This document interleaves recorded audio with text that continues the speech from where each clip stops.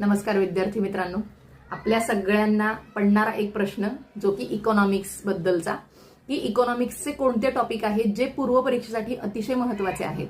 तर लक्षात ठेवा, पूर्व परीक्षा आणि मुख्य परीक्षा याच्यामध्ये थोडासा फरक आहे. कारण याच्यामध्ये पूर्व परीक्षेला काही वेगळ्या टॉपिकवर आपल्याला प्रश्न विचारले जातात आणि मुख्य परीक्षेला काही वेगळ्या टॉपिकवर आयोगाने आपल्याला सिलेबस दिलेला आहे. सो जर तुम्ही पूर्व परीक्षेचा अभ्यास करताय, इकॉनॉमिक्ससाठी तुम्हाला काय काय महत्त्वाचं आहे जे तुमचं पाठच असायला पाहिजे, त्यातला सगळ्यात महत्त्वाचा घटक आहे दारिद्र्य आणि बेरोजगारी. ह्या दारिद्र्य आणि बेरोजगारीमध्ये तुम्हाला कंप्लीट तेंडुलकर असतील, रंगराजन असतील, अलग असतील, या सगळ्यांची आकडेवारी जी आहे, ही सगळ्यांची आकडेवारी तुमची पाठ पाहिजे. तुम्हाला निरपेक्ष दारिद्र्य म्हणजे काय, सापेक्ष दारिद्र्य म्हणजे काय, लॉरेन्झ वक्र म्हणजे काय असतो, गिनी गुणांक म्हणजे काय असतो, हे माहिती पाहिजे.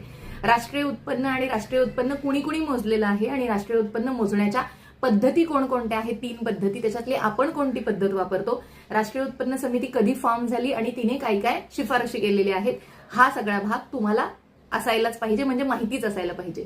त्यानंतर सर्वात महत्त्वाचा घटक आहे तो म्हणजे सार्वजनिक वित्त. हा सार्वजनिक वित्त सगळ्यात जास्त महत्त्वाचा आणि सार्वजनिक वित्तामध्येच कर संरचना येते, हे लक्षात ठेवा. आणि त्यामुळे सार्वजनिक वित्तामध्ये महसुली खर्च काय, भांडवली खर्च काय आहे, महसुली खर्चामध्ये जो योजना खर्च आहे तो काय आहे आणि बिगर योजना महसुली खर्च आहे तो काय आहे.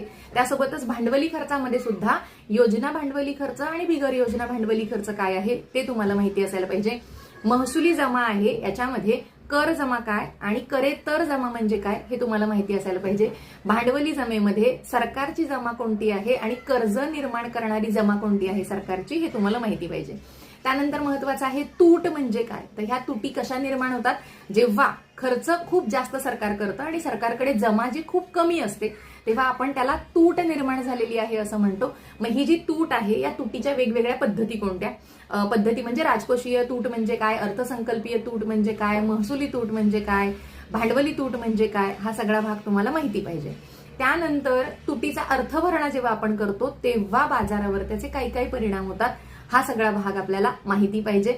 पार्ट 2 जो आहे त्याच्यामध्ये आपण उरलेले घटक बघूया. आणि हे सगळे जेवढे आपण आता घटक म्हटलेलो आहोत, हे सगळे घटक आपल्या PYQ अनालिसिस बॅचमध्ये डिटेलमध्ये एक्सप्लेन केलेले आहेत, ज्याच्यावर 50% ऑफ आपण केलेलं आहे.